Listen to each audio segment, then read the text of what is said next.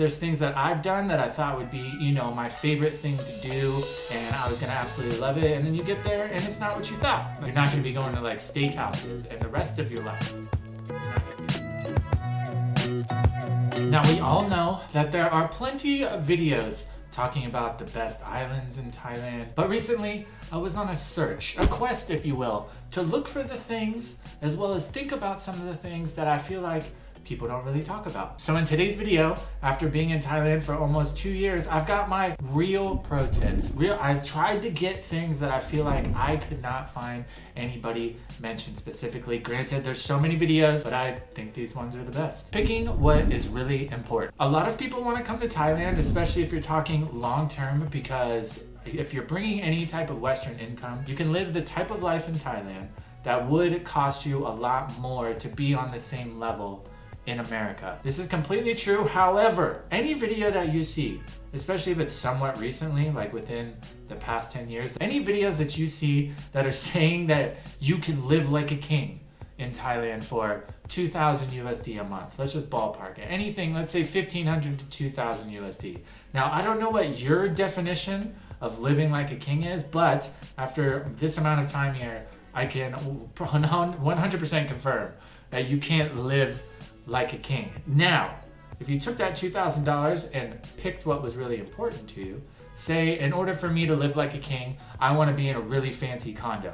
Like I just want a really nice home, and where I'm staying needs to be nice with all the infinity pools and all the crazy condo stuff. You can do that, but you have to pick what's important, because if you want that crazy condo, that's only going to leave you with what, 1,000 a month, which isn't bad. You can live on 1,000 USD. You could eat for 1,000 USD a month, no problem. You're not going to be going to like steakhouses and the rest of your life.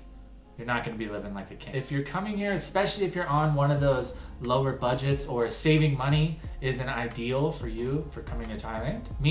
I kind of realized that I don't really need a fancy condo. I'd rather have more money to go out and do stuff. That makes me more fulfilled. So that's going to be particular to you. Planning accordingly. Thai time is a thing.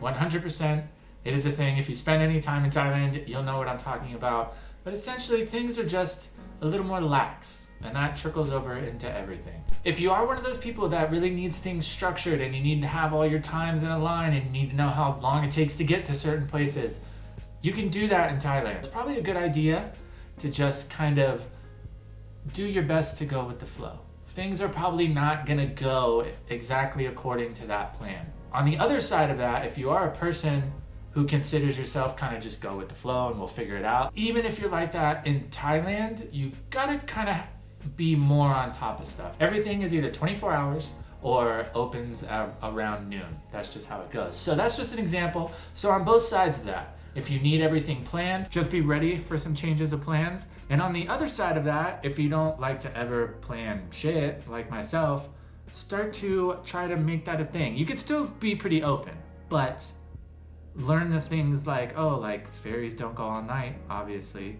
Hotels are gonna book up on a tiny island where there's only so much room to build. If you're new, you're new. Now, something to remember, especially when you're watching, YouTubers in Thailand or anywhere in the world, myself included, a pro tip that I have when it comes to those videos is remember that we've been here for a while. So it takes time to find all those like little hidden gems. There's gonna be those mainstay places that you see all over the internet that you go, and it might not be for you. So it's gonna take time to find the cool, secret beaches or, your favorite market, whatever. And this also goes for the budget side of things too.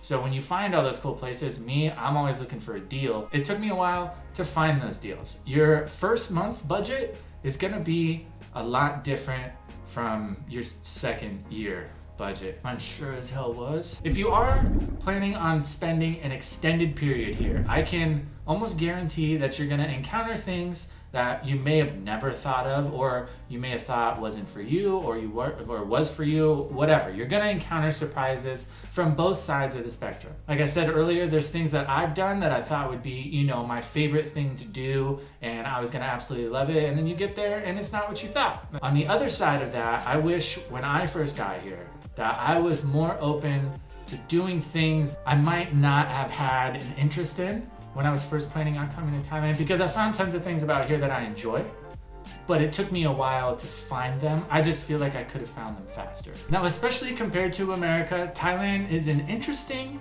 and ever-changing landscape. Now, if you do have an interest in visiting, which you obviously do, you're more than likely gonna like it. But if you've got your brain melded around these before you get here, I think you'll just be quicker to success. If you enjoyed the video and you would like to learn more about Thailand, you know what to do.